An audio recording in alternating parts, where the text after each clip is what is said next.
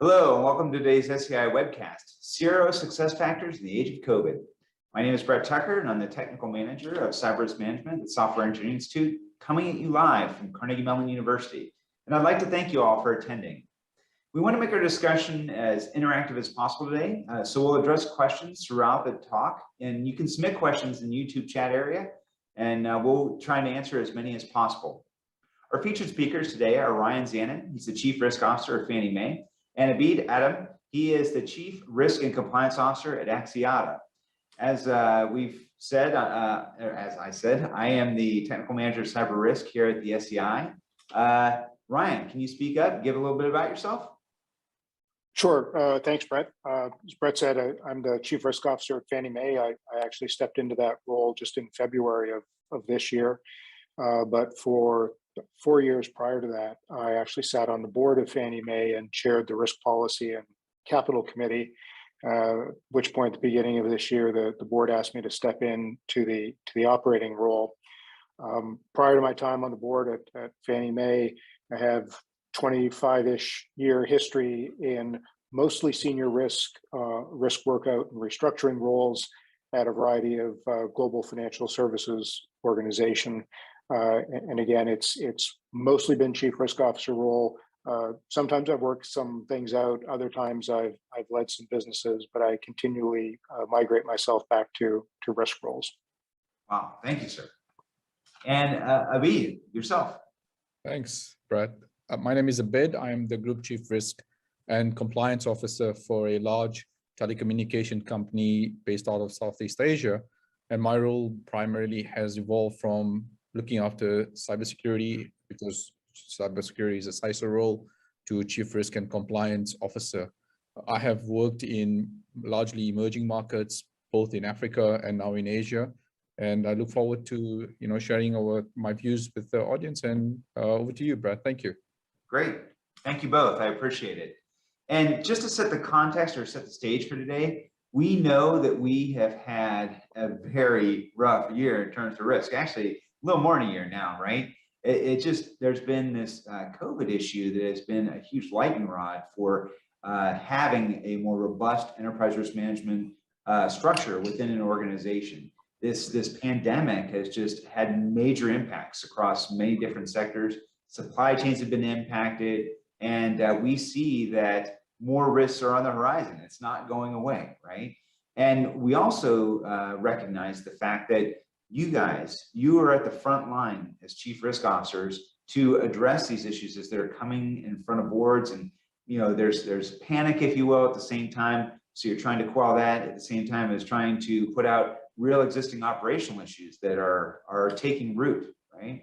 So today, what we really want to do is talk about what it means to have a robust ERM capability in your organization. We also, I want to highlight the distinct connection between enterprise risk and strategy. And I want to kind of see if I can drag that out of you guys and get a better understanding as to how that might look in your organizations and in your experience as well. And maybe even highlight the idea as to how you determine or describe the maturity of risk management in either your organizations or maybe where you've seen elsewhere. And finally, how you can leverage all that information to make correct responses, whether it's getting in front of risk before it's happened or it's actual response to risk once it's actually taken place in your organization. So coronavirus, right? Who's not heard about this? And the idea that it has sent shudders through all markets. And it would seem that you as Chief Risk Officers had to shoulder a lot of this. And sure, in terms of explaining to the board, like what are their next steps? How are you addressing current issues? And we've seen a lot of information where COVID-19 has had major impacts across many different collectors of this kind of information, right? And you're going to see a common theme, regardless of whether it's Accenture or Deloitte or PwC, that's running through these. Supply chain comes to mind. Strategy is coming up a lot. You have a lot in terms of revenue impacts, compliance issues, brand and reputational issues that have come up. So as we go through this, hopefully I've kind of whet your appetite for this discussion. And I'm going to start by kicking off with a question. I'll throw it out there. Oops. And I'm going to, how about we start with you, Ryan? The past year has driven a lot of new work practices, and more people are working at home. So can you describe, the change or shift in risk exposure that you've had in your organization? Sure. Thanks, Brett. Look, I think we were pleasantly surprised by the speed and capability at which we were able to switch over and adapt to a work from home environment. That wasn't accidental, right? Just because a lot of planning had gone in place before we found ourselves in this situation. And it just kind of goes to a basic risk management tenet that you have to plan to be and stay operational in normal course environments and also stress case environments. But it did open us up to some additional risks. If you think about it, I mean, we always had an environment for a long time where some portion of the workforce worked remotely. They were either on the road type folks, or they were working in remote home type offices. A fraction of the workforce. When we hit COVID, we had to scale that. And fortunately, the technology allowed us to do it. But if you think about any of the individual vulnerabilities that accrue with work from home or work away from the secure office environment, if that's 10 of your 10,000 people on any given day, and there's a 1% error rate, you have a certain risk outcome. The day you switch to 10,000 of 10,000 people, and you have that same kind of error rate, suddenly you've opened the company up to a vast number of additional risks.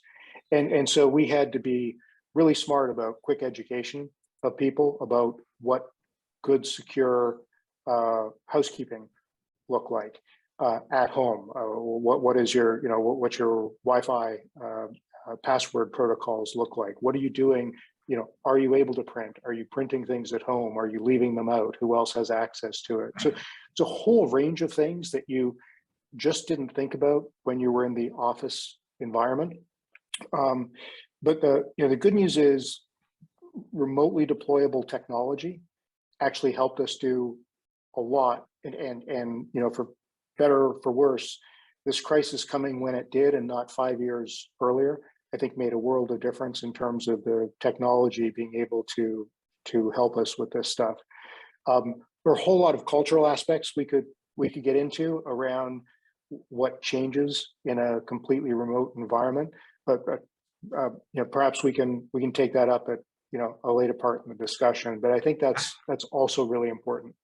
Yeah, actually, that's a great bridge over to Abid. Can you talk to us about the perspective from your organization, being that it's more international? Did you feel that same shift under your feet? Yeah, maybe I could share with you my journey. I was, as I've mentioned in introduction, I was the group CISO, and literally about 6 to 8 weeks before COVID broke out, I got promoted to the group chief risk and compliance officer. And I recall when I got the promotion, I sat down with one of the board members, and we had our plans and we were thinking about what we wanted to do. And then suddenly I got, we had plans and COVID had plans, and I got introduced to what is to be a chief risk officer in sort of the firing line of handling the crisis itself. And I think what Ryan touched is broadly what I would think about it, but maybe I would like to categorize sort of 3 major risk exposures within the shift of, I think, the COVID side of things that we picked up very quickly. First was sort of the people risk, and within people, I think there are some, I would say 3 subcategories that I'll touch on. The second was the technology and the cyber resilience element of it. And I think we needed to do some work there. And then the third part, which is really around business continuity and productivity. How do you manage and measure and ensure that that continues? And given the fact that we are the telco, the demand for our services and ensuring the network stability was right at front and center, because we couldn't afford to go down at all. Because most of the countries we operate, we are large mobile operators, so we could create a systemic risk if you are not able to service those organizations that depends on us. So starting with the people risk, when we thought about this, the issues really around was how do you ensure employee productivity and at the same time kind of balance between both the physical and mental health issues itself. As sort of the COVID situation tapered and continued. When first we thought it was going to be, maybe a year turned into, 18 to almost 2 years now that we're sitting on. Are we still working from home? Largely, we're only looking at perhaps going back to office full time from January next year. So largely still operating within that COVID sort of hybrid or even full lockdown mode. We really needed to shift quickly around how do we ensure that there's a mental side of people risk that we take care of. We also realized that there was obviously a risk of perhaps culture degradation or potential thereof, and we needed to make sure we manage that. And a lot of the discussions around how do we ensure that we still keep our culture intact while we continue working the way we were. And the last part on the people risk that we also needed to kind of balance out, and because sort of the geographies we operate is quite broad, is around shifting talent and skills as organizations or all the operating companies where we're operating really accelerated their digitization agenda. So that's on a people risk side of things. On a technology side of things and in cyber resilience, I think the transition to long-term remote work and we all acknowledge that there is increased risks of privacy and data breaches. We've seen the increase in phishing scams globally. We've seen the inability of certain infrastructure to support the extensive use of remote VPN connections. Now, if we take that, most information security teams have focused on establishing some sort of technical or security solutions, such as secure VPN, to ensure that we manage those risks of remote working. And I think these solutions have worked. I think where we have perhaps where we've got more work to do is to capture the human element that is equally important. And then when we talk about sort of the networks itself broadly, over and above the cybersecurity things, is the networks were not designed with large employees working from home. So ensuring that productivity doesn't suffer in a hybrid work environment, and also ensuring that remote workers doesn't encounter poor employee experience. We needed to ensure that we relook at our network setup and architecture design and so forth. And that work obviously has network modernization has also accelerated, and the network topology in which we designed the architecture has also been rehashed quite a bit. The last part, which I've mentioned on business continuity and productivity, when we were looking at from the COVID, we understood that it has magnified certain risks, even workforce availability, in certain cases going back to technology deployments, where we relied on key vendors to, example, patch certain systems. They couldn't, the turnaround time or the KPIs that were set out to manage our risks, because we have categorized our classification of the risks, and high risk needs to be addressed in certain period and so forth. We noted that adjustment, working from home and in COVID situation, made it a lot more tougher. So we had to be a lot more creative in how do we ensure we manage that risk. And obviously there are some other areas to look out for, but we can elaborate in the conversation as we go along. Thanks, Brett, over to you. Wow, yeah, you guys, you both opened up so many cans of worms. I don't even know where to start. I did hear a theme that ran through both your answers, and that's this idea of having a workforce that is now, remote to the workplace. And I can't help but think that a lot of these folks, they're left to their own devices. They're downloading and printing sensitive information, maybe somewhat proprietary to your organization or whatnot. Has insider risk grown in terms of your risk portfolio for each of you? And if so, has the boardroom become more aware of a risk like that maybe in the past they just weren't so aware of? Let me start with, I think the answer to your question is, yes, the profile has increased. What I will say, just to call out the employees, the employees' behaviors and intention have not gotten any worse as a result of COVID, right? So in fact, a good robust workforce pre-COVID was still a good robust workforce post-COVID. Some of the tools and opportunities for abuse, I think we looked really closely for any windows that opened or availed themselves when we were in a different operating environment. Fortunately, technology allows us to do things like restrict people's ability to print, and we can secure documents. We also, interestingly, we've spent a lot of time at the board talking about, digitally where information goes, and did it always go to the right place, and did some of it end up going to a place it wasn't supposed to. Right. Those conversations are robust, and it's important to have them. One thing I remind the board is there was a time when not everything was digital, right? And actually we couldn't even have those conversations because what went out the door in the back of someone's knapsack in a printed piece of paper could equally be as damaging to us as what we actually know today was downloaded and distributed, and we can recall it, we can hold people accountable for what they do. So the one upside, is the tracing ability, as all that we've experienced in COVID, I think has accelerated everybody's digital journey. And for some institutions, I think that acceleration was just on rapid fire because of necessity. I mean, often we do things out of necessity simply to stay operational.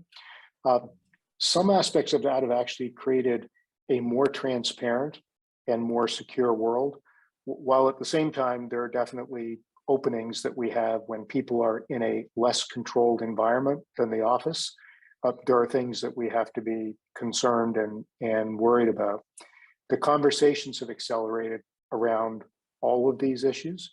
And I think, while this feels like it's been going on for a long time, in terms of cultural development for what it means for workforces, we're still in relatively early days around how much change occurs in the workforce over time when people aren't in the same room together, despite all of the extra communication effort that people put into it. We're just in a new landscape. And most organizations, as it turns out, the feedback they're getting back from employees is some continued ability to work remotely some or most of the time is a pretty high priority for people. So this is something that I think most organizations in one form or another are going to be living with for a while. And therefore, all of the cultural elements of that are going to be things that we're going to have to sort through as organizations, because we have experienced and we've seen competitive disadvantage if you expect people, not everybody who you want to come to work, one of the very first questions people ask is, am I going to be able to work remotely, and for how long? Yeah. The dialogue's just changed so much in a short period of time. Right. Yeah. Now I've recognized that other thing, that cultural thing. You're getting ahead of me actually in terms of the kind of things I wanted to ask. And I think what I've heard from both of you too, it sounds like your organizations have shifted for whatever reasons to adapt to COVID and any other market pressures that you've had. Do you feel that there's maybe this false sense of, wow, we were able to get over that, so we're ready for the next? So, risk, who needs it? That kind of thing. Is there a fear in your mind at all about people starting to dismiss it because maybe it sounds like, the adaptation there it went relatively smoothly? Abid, have you noticed that? Yeah, I think, Brad, before I answer your question, I would like to go back to the inside threat. A very interesting point that you raised around insider threat and insider risks. I think we should be clear on the definition of what we describe by insider threat.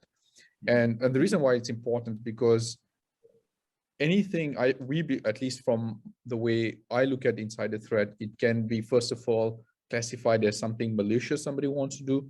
Sometimes it's just careless or negligent threat that an organization will come across because of, whether you call it Zoom fatigue or the meeting fatigue or, click fatigue or anything of that sort. So I think that's the first element of it. The second is the scope. When we're looking at it, it's not purely just employees. What we look at is because of the new way of working, and I think where partners, suppliers have access to critical systems too, the ambit of insider threat now stretches from employees to contractors or business associates. So I think sort of your ecosystem, I think we throw a little bit more broader, wider net. And then we sort of map out what are the threats that may involve, whether it's fraud or the theft of confidential or commercially valuable information that we are concerned about, or sabotage of any of our electronic or computer systems. And I think depending on the threat, of course, then we have right mitigation factors that we put in place. And, as globally many organizations struggle when it came to fraud, example, a lot of the issues around phishing, misrepresentation, or financial thefts, other areas that, we wanted to make sure we button down. And then also making sure from a data theft perspective, I think Ryan touched on it a bit, is on exfiltration. So it's more of data outwards, and what, like, technologies like data leakage prevention was sort of installed and enhanced because of the way the information is flowing now. I think what is still a bit of a challenge, and I think I think it's still work in progress, so I wouldn't say we have perfected it, is really how do you provide that sort of a balanced model where you are not continuously monitoring employee behavior. And there are technologies like UEBA that's available, but certainly we don't want to get to a stage where you're monitoring every essence of what the employees are doing. You want them to feel safe, you don't want to violate any privacy and so forth, but at the same time you want to manage making sure that you manage the risks that I've outlined. So I think that's still sort of a work in progress, trying to figure out how do you get the right formula and mix as this working model evolves. I think I'll pause on there with regards to the insider threat and so forth. Now, going to your question in terms of are we becoming complacent, if sort of, if I wrap up your questions, because now we've almost worked in this situation over the last 2 years, are we sort of getting into a sort of a mindset where, we say it's BAU? I don't think so, because simply the way the discussions are evolving is also, sort of aligning to the situation at hand. We just recently had a conversation where we invited one of the think tanks to engage our boards, and they outlined sort of a top 5 emerging risks that many organizations are facing. Of that, cyber was one, ESG risk was the second one. The third one that came out was organizational culture degradation. And the fourth one was, was the talent management. And the fourth one was organizational culture degradation, was rated as number 4. Now, I personally feel that it's harder to set, team norms, especially for new team members, when you want to assimilate them, because it's hard to define what does that essence of your team values look like. Of course, you can communicate that. It takes longer for them to sort of get in, and it may impact the productivity itself. But I certainly think that, it has an impact if you don't manage it, if you don't structure your programs properly, on erosion of your culture in the organization itself. So you shouldn't take it lightly. It shouldn't be like it's BAU and let's just move on. That's at least my view on it, Brett. Sure. Wow. So Ryan, are you seeing the same? How should a CRO view strategic risk overall in this environment? Does it intersect with culture, similar to the number of risks that Abid had listed there? I think it's really similar. As he was talking about the top risks, I was thinking, well, I think he's been looking at my top risk report. So obviously a lot of us are thinking about some of the same top risks. What I would tell you is, from a strategic standpoint, right, the rethinking that's going on, the core business strategies that we intended to prosecute before COVID and after COVID don't change, but at the margin, some of the strategies around how and what are some of the priorities. Frankly, what we've been through in the last 18 months has opened our eyes to a world of possibilities. It's also re-emphasized the importance of risk management, planning, and the investment in technology. And it's heightened some of these threats that we've talked about, and how important it is to get ahead of the investment, right? Because you need to invest today for the threat that might come tomorrow, because if you wait until it arrives on your doorstep, it's too late. There's no time to invest, and then you're just in remediation mode. So I think what we've been through has highlighted some of those concerns, and the importance of planning makes a lot of sense. The other thing I'd touch on is, we talked a little bit about these third-party dependencies. As I say, I think we were fortunately positioned, and we have scale, and we have the ability to invest, and we had planned to make what we've gone through at least as seamless as it possibly could have been. Not every person who supplies our organization or is a vendor of any sort, or potentially even a critical vendor, has made the same investment, has the same robust risk infrastructure or has the scale and capacity to do the same. And one of the things I spend time worrying about is we are as strong as the weakest link associated in our third and fourth party vendors. And technology actually has enabled that weakest link to get greater access potentially and have a bigger impact at the core than it's ever had before. So that is a change in the dynamic and a change in some of the emphasis we've had around, yes, we have to keep our own house in order and manage our own risks, but equally important to us, if the goal is to stay operational, to stay functional, to serve our customers, to preserve our capital, it's where are the weakest links associated in the chain of all the things that are important to keep us in business. And that's a different dynamic, and that is starting to raise its head as we think strategically about what are the most important things we need to invest in. Yeah, I mean, if I could just elaborate a little bit, Brett, on Ryan's point, specifically on supply chain impact. As a telco, at the very early onset, when the COVID-19 broke out, we saw a shift in network patterns because people started moving away from cities to, let's say, rural towns or where they came from. And one of the key risks that we needed to really think about is suppliers' ability to ship equipment under those constraints and the limitation of the global freight logistics.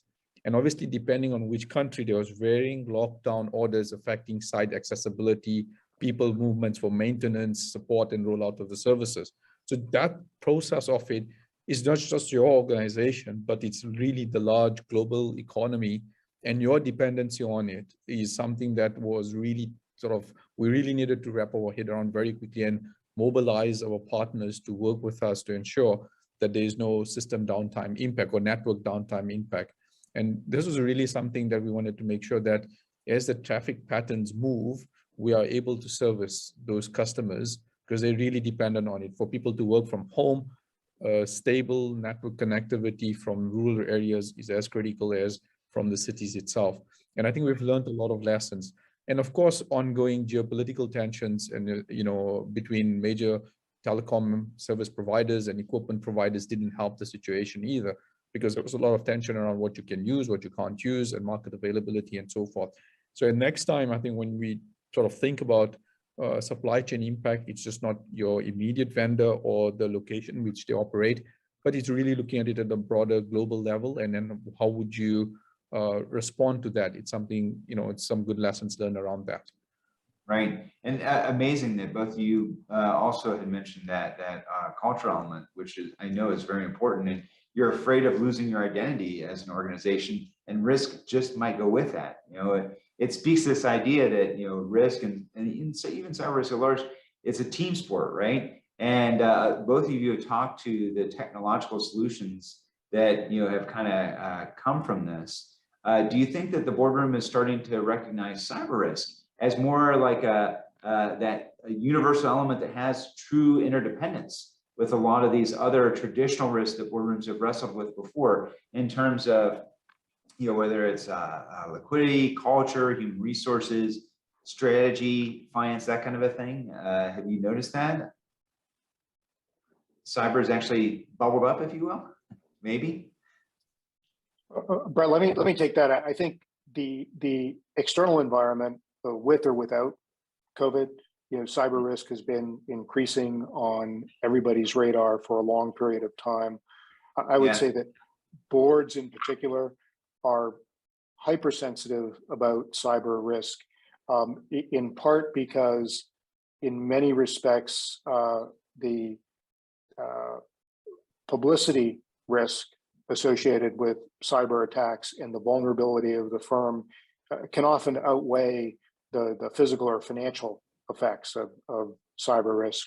Ransomware stats obviously are through the roof, and those present boards with incredible challenges around what are the right trade-offs, what are the right things to do.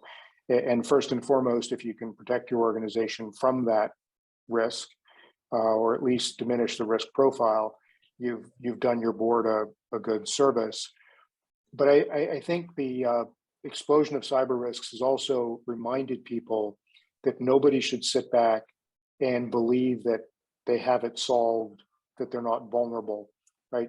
Every day, someone is increasing the cyber threat out there for organizations large and small. And we all work hard to stay ahead of those threats. But at the end of the day, there are some really sophisticated actors out there putting threats against organizations. So, every board is speaking about this, and everybody is asking, what more can we do to reduce our risk profile? And in some cases, it's money. Some cases, it's investment in technology. But it's a connected world. And unless you want to try and operate in an unconnected world, cyber risk is a real thing, and we can't kid ourselves that threat landscape is going to reduce to zero. Yeah, a bit same idea. Yeah, very similar. I mean, if I could just contextualize, as I said, I was a CISO before I became a CRO, and I spent a lot, and that was before COVID broke out. And just my observation is board cares about at least primarily three main things: revenue, risk, and reputation. And cyber has somehow tentacles in all three of them. So no matter what discussion you're having, cyber is going to be there. Touching on Ryan's point, I think, cyber is a very broad topic. It's not a one thing. And I think the ransomware and distributed denial of service attacks definitely has taken a fair share of it. And, of course, if you have cyber insurance, the insurers themselves has taken a lot of losses on it. And I mean, we just had a recent conversation to understand how the insurance market is evolving. And if you look at the entire sort of the value proposition, actually, some insurance businesses actually don't want to underwrite cyber insurance anymore because of the losses they are writing. If I could just touch back on the question really around, are the boards taking it seriously? Is cybersecurity important? It always has been important, but I think what I believe, because the working models, whether it's work from home, hybrid, whichever model it will evolve to, I think cybersecurity will have to evolve with that. And the risk management teams must sort of think about what would be the appropriate safeguards, because that's what boards want to know.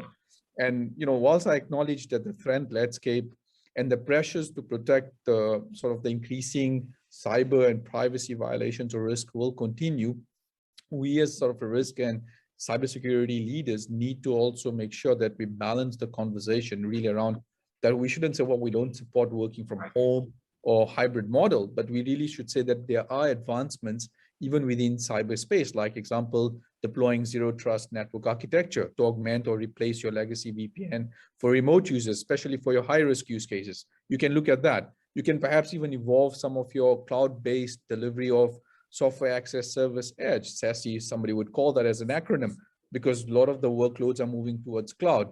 You could also reduce your complexity on vendor landscape, because I think if your architecture is really complex, it makes it really hard to respond during the incidents, because now you need to get a lot of parties together. And as you would know, that makes it challenging. And then obviously more and more what you're seeing is the organization adopting concepts of DevSecOps, which it sort of industrializes, making sure that the applications from get-go, whether it's your mobile app or other channels, which a lot of the businesses, digital services are going to be depend on, are also secure. And last but not least, obviously, I think one of the things that we've really learned from COVID, especially as a CISOs, is we have to train our employees, because if our employees are basically our first line of defense, all employees with adequate training, skills, and knowledge will remain our first line of defense. And if we don't get that right, I think we will struggle to ensure digital trust and resilience, whilst sort of enabling this more progressive workforce model. So sorry, I gave you a long answer, Brad. I love that. Boards are worried. Yeah. The boards are definitely asking the question. I think the conversation is just evolving as the sort of risk landscape is evolving. Right. I love it how you pivoted away from the idea, we're using a lot of technological solutions. And sure, cyber risk is an element there, but it always sounds like it's coming back to that humanistic element, right? And this goes with the common thread that both of your answers earlier, where culture, it sounds like has been a tremendous issue for you. And it sounds like a key issue in the boardroom then. And I guess, we can plan around fires, right? We can plan around even hacks and have response plans. But have you found that there's not now a way to rethink and understand how shifts in culture can be addressed with response planning at all? Like, are there things that can be done to keep that identity, not only as your executives are trying to do that, but as the organization in general, bringing on new employees, anything like that? But I think for us, it starts with a strong revisiting of communication, and not just the CEO and the CFO getting on one-way video communications to people, but actual two-way communication, because the employees have something to say. They need to inform the dialogue. And so, we in particular have leaned into, a great deal of communication to enhance our understanding of what's going on at the employee level, what can make their experience a better experience. So I think at the end of the day, culture is what you make it. And one of the ways you make it is by setting standards and communicating with people. And it will evolve over time. And maybe one of the biggest risks that we have is the 5 or 10 people that sit at the management committee or on the board of the directors. Their view on this is important. But at the end of the day, the culture is made up of the 5,000, 10,000, 15,000 people, some of whom have worked for the company for 6 months and some of whom have worked for the company for 10 years, but who are actually day in and day out working at the company. Survey technology is great. Understanding what people's wants and desires are is important, and communicating what's going on at the organization and how we're reacting is the way we set the culture. And I think first and foremost, we just have to realize that the culture 12 months from now is actually going to be different, maybe not radically different, than the culture 24 months ago. These things evolve, and it doesn't necessarily mean it's going to be worse or that we'll get worse outcomes. The only way it's going to be worse if it evolves underneath us and we don't acknowledge and recognize it and adapt accordingly. Sure. Same bit. Yeah, thanks. I think what Brian touched on is really good points. I didn't think it's a static picture. What we have done is, if we are going to make major decision that impacts our employees, we have underpinned it by data-driven decision making.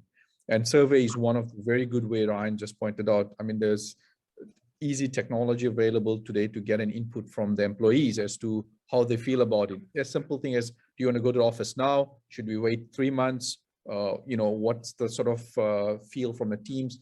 And we have used that data in informing the decisions that the management is making. And it has really helped us because we know exactly what our employees are thinking. We have obviously embedded that data with ongoing engagements, town hall sessions, CEO sessions where it's required, leadership sessions where it's required. So I think that has also helped to make sure that we try and ensure at all times that we have dual-way and two-way communication with the employees, and they hear that we're listening to them. At the same time, we're able to share with them what some of the decisions we are making and the reason behind it, the rationale, the answering the why and the purpose behind those decision making. And I think that continuous engagement cycle has really helped. And there are a few other smaller things that, I can share with you. Even in my own team, we have started implementing this, and the team has really appreciated it. Like every Friday afternoon from 2:30 p.m., I've said to my team that there should be no meetings. I will not schedule any meeting with you. You don't schedule any meeting with me. I don't want to see a meeting. And I've shared with them that the meeting, the Friday afternoon should be taken for them to clear their diaries, clear out whatever they need to do before the weekend, so that you are still not thinking about work. Because if your meeting runs till 5, 6, 7 in the evening on Friday, you're just exhausted. You still have to answer those emails, and you go into the weekend thinking about the work. And I started seeing emails coming on the weekend, late at night. And I said, okay, we've got to stop this. No meetings on Friday. And if you really need something, you can call me. That was the first thing. The second thing that I introduced within my own team was a simple header in a subject. And I was very clear. If I say action, important, this is a response time. If I say urgent, this is what's response time. If it's info, it's just for your knowledge. You don't have to respond to it. I'm just sharing with you some very basic things that sort of, because that, what is culture? Culture is norms and behaviors. How do you expect people to behave? And so by introducing those kind of basic elements, the new team members understand it. And I also then be very clear in terms of my expectation, in terms of when I'm expecting a response to the email and when it's just a FYI. So I think those are things that we have learned over this period. And I think we continue to sort of fine tune it as we sort of learn and understand from each other on how we want to work, Brett. Yeah, I love it. And those are great practical leadership advice, more than just for any chief risk officer or chief information security officer or those aspiring on the line. So thank you for that. So any changes then in operational model, and actually to ask more importantly here, I think, I want to put a finishing point or a fine point on, can each of you share with me, why do organizations need this kind of leadership? Why do organizations need that chief risk officer role to be successful in making these risk-based decisions? Any thoughts there? Well, look, Brett, I think it's not to be completely flippant, but the decisions don't get to make themselves, right? You also, at some level, you need someone who is agnostic in the sense of they're not running an individual P&L. They're actually paid to take a broad-based view of the organization, considering both the short and the long-term consequences, and considering both expected and worst case outcomes. And frankly, it is the CRO who is mandated to kind of look at the world from that aspect. And look, a good CRO is supported by a lot of good risk managers and the first and second line across organizations to help provide information and inform those decisions. But in part, my role, the role of a good CRO, is to be provocative, to ask difficult questions, and to occupy a place in the organization that allows you to step back, to challenge, and to think about the world with, frankly, a slightly different perspective than other leaders in the company. And you don't have to be a deep quant. You don't have to have tremendous technical expertise in every aspect of the business. But what you have to have is you have to have the mindset to step back and challenge status quo, think about what could go wrong, and ask the tough questions and keep pursuing answers until you get satisfaction. And sometimes those answers can end up in simply a realization and an acknowledgement that there is a risk out there that we own as part of operating our business, and we may have to risk accept it. But Right. Better to know it, understand it, and risk accept it, as opposed to stick our head in the sand and hope that the risk doesn't exist. We need to be able to have radical transparency and make those hard decisions for the company, including in some cases, take no action, but acknowledge the risk. And that's sometimes hard for organizations because people want to hear a good story. They don't want to hear about potential bad outcomes. But it's also very necessary for people to have that dialogue. And I think we own a seat at the table that permits us having that dialogue. And I'd encourage anyone in such a seat or desiring to be of such a seat to realize that comes along with the task. And it's as important as any technical skill that's associated with any particular risk discipline. Yeah, Ryan, I like it. That's going to be a walkaway for me is, CRO, conscience of the boardroom. Abid, do you agree? Any other thoughts on that? Yeah, I have a sort of, this is a sort of an inner conflict. So I'll be open with you here. Oh. I think I kind of think about it in a 3 dimensions. I think a good CRO, yes, I think it's default. I would call it a minimum baseline that you are a good gatekeeper. You try and understand all the angles and put it in. But I think it's only one part of the CRO role. The second part of the CRO role, I believe, is really an advisor.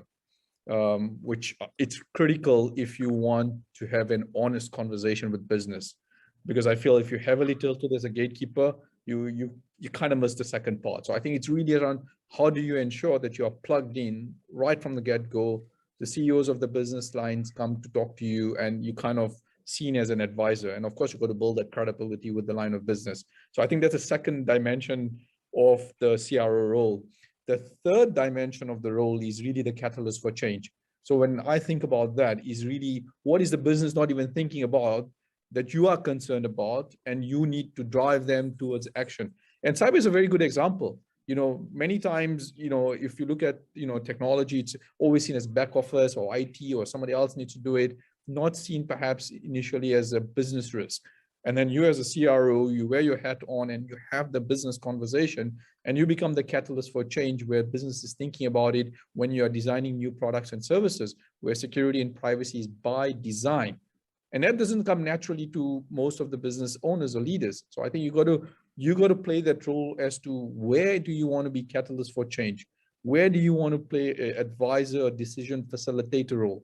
Where do you think the organization has zero tolerance for that risk appetite, and that you play a strong gatekeeper role? And I mean, you got to juggle that ball constantly all the time. And I think it's a tough ask, but that's what's required for, at least in my view, to be a good CRO. Brad, thank you. Over to you. Yeah, so I hear a lot of things there. The idea that it has to be high energy and you have to facilitate that decision making. You have to create that synergy in the boardroom, where I'm sure at times, there may be feelings or tensions of competition amongst peers as much as, hey, we're one big team and we're really trying to accomplish something. So I love it that team spirit, that notion is ever so strong. And why not be the chief risk officer, the person who brings that level head and conscience to the boardroom? That's great stuff. We only have a couple moments here. I want to turn over to Dave Ulishny so he can provide us a little bit of additional information. But I want to take a moment to thank both Abid and Ryan. Thank you guys so much. It's been so infinitely informational for us and our audience as well. So thank you, gentlemen, both. And I'm going to turn it over to Dave now. Dave, you have some additional to provide us. I do, Brett. Thank you. And again, Tucker, Ryan, and Abid, thank you so much for a great discussion. Really appreciate that. And so, folks, my name is Dave Ulishny. I'm the Senior Director of Executive Education here at Carnegie Mellon University's Heinz College. And I want to talk just for a brief minutes, a few minutes in our closing time here about our Chief Risk Officer program, which I'm really pleased to say that your speakers today are all in many ways affiliated with this program over the past years. And so, you've heard today the importance of having a strong risk executive to really help a business moving forward. And so we're doing our part to shape this role and provide some robust training for these individuals moving forward. And so, we're happy to say that we've been working for a number of years with our friends at the CERT division as part of this program, but also through our friends at PwC through their Risk and Regulatory Services Center here at Carnegie Mellon University. But, from that perspective, we really think there is a real need now for more chief risk officers in organizations large and small today to become more prevalent, more visible within the C-suite in the boardroom, more capable to be able to handle the issues of the day as it relates to enterprise risk,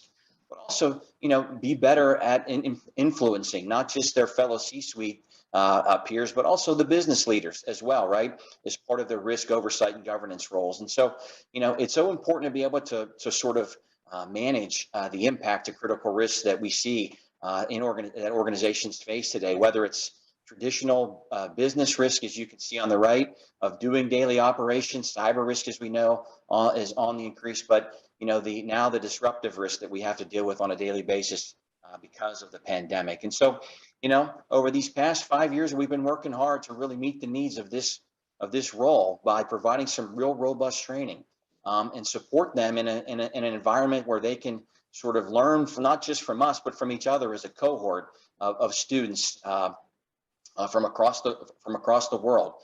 Providing some tools to help them, providing access to an extensive network of other alumni that we have that they can refer to, but really to bring the full weight of Carnegie Mellon University to help each individual become better as risk executives and really build out a full capability for their organization. So again, as I mentioned, they can protect their critical assets. And so you can see some familiar faces on this screen, right? Happy to say that Ryan and Tucker are distinguished faculty, of course, within our program, and some other experts such as James Lamb or Sean Calfin, who is the current CISO of Discover Financial.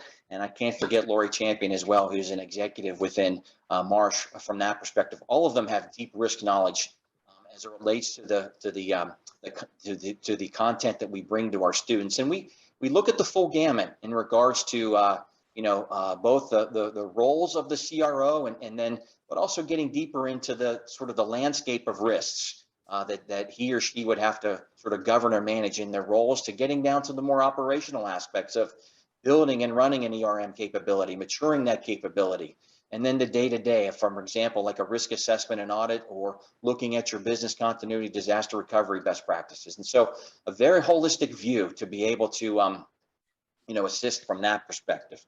But also what's interesting about what we do is that we do our best to actually put this in practice, help our students put this in practice through providing expert coaching and helping them work on deliverables as if they were the chief risk officer of a project company. So, how to understand the nuances of using a risk appetite statement and tolerances for, a risk-informed decision-making within their organizations, or understanding how to build out a full ERM capability and run it from that perspective. And so, these are some of the deliverables that our student teams work on when they're within the program.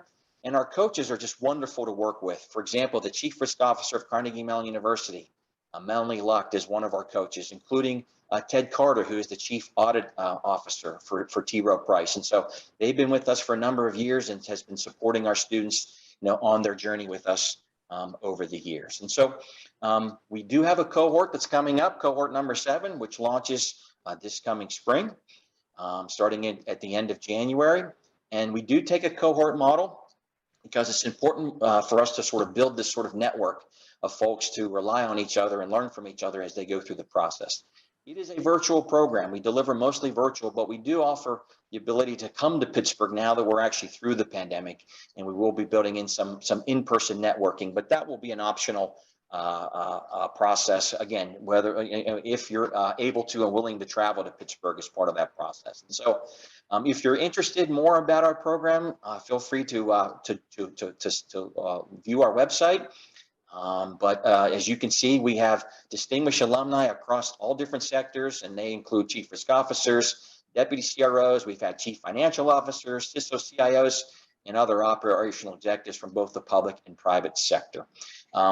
And so I hope you enjoyed today's discussion, because as you can see, we're doing our best to do our part to make sure that organizations can have some well-trained, well-equipped, and confident chief risk officers to support the needs of their organizations. And at some point, we hope you will be interested in joining us also as part of this little family, this little network that we're growing to, again, support each other. And so here is our final contact information. If you have any further questions, again, thank you for spending some time with us today. And again, Brett, Ryan, and Abid, really appreciate your time. And Brett, back to you, my friend. Yeah, thanks, Dave. I've got to tell you, as being part of the CRO program and a technical sponsor for it, I second everything that Dave said. It's a great program. It's very exciting to meet so many talented people that we bring through this institution, and to have tap at that, not just during the program, but for the rest of your life. It's a commitment to the cohorts that you will get to meet so many different people and learn so much. So I second it all. Abid, Ryan, Dave, thank you so much for having this opportunity to speak today. This is Brett Tucker from Carnegie Mellon University, right on the campus. Please come visit us sometime. If you have any questions, please seek us out. Thanks again for coming on board and sharing with us.